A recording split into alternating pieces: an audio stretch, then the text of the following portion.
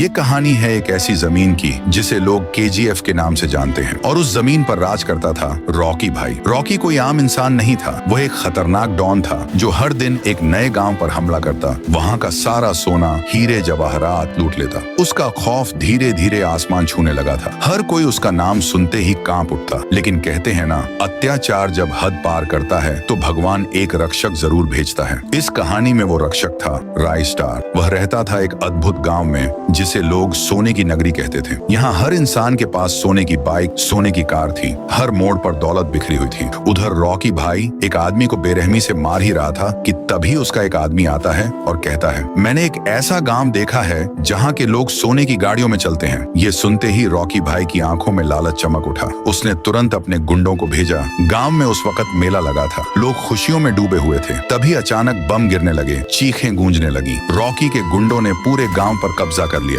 गांव वाले चीख चीख कर कहने लगे, हमें जाने दो। लेकिन उन दरिंदों को कोई रहम नहीं आया। गांव के एक कोने में छिपे हुए थे ज्ञान भाई। उन्होंने ये सब अपनी आंखों से देखा और सीधा दौड़े राइस्टार के घर। राइस्टार किसी से बात कर रहा था, तभी ज्ञान भाई हांफते हुए अंदर आते हैं। राइस्टार पूछता है, क्या हुआ ज्ञान, बहुत परेशान लग रहे हो। ज्ञान भाई बोलते हैं, गांव पर हमला हो गया है, जल्दी चलो वरना सब मारे जाएंगे। राइस्टार बिना एक पल गंवाए अपनी लैम्बोर्गिनी निकालता है और दौड़ पड़ता है। उधर गांव में एक गुंडा हंसते हुए बोलता है, अब कौन बचाएगा इन सबको। तभी एंट्री होती है राइस्टार की। जैसे ही आता है, दो गुंडों को हवा में उछाल देता है, तीसरे को पकड़ता है और कहता है, जाकर अपने बॉस से कहना जिस गांव पर वो कब्जा करना चाहता है उसका रक्षक मैं हूँ। वो गुंडा डर से कांपता हुआ भागता है और रॉकी भाई को सारी बात बताता है। रॉकी भाई गुस्से में दहाड़ता है, किसकी इतनी हिम्मत कि मुझे चैलेंज करे, अब तो उसे जिंदा नहीं छोड़ूंगा। अगले दिन फिर से हमला होता है, लेकिन इस बार हथियार नहीं, जंगल से निकले खूंखार जानवर गांव पर टूट पड़ते हैं। तबाही मच जाती है, सैकड़ों लोग मारे जाते हैं। सिर्फ ज्ञान भाई और कुछ लोग ही बचते हैं। रॉकी भाई जोर से चिल्लाता है, कहाँ है तुम्हारा हीरो राइस्टार। ज्ञान भाई गुस्से में जवाब देते हैं, अगर वो आ गया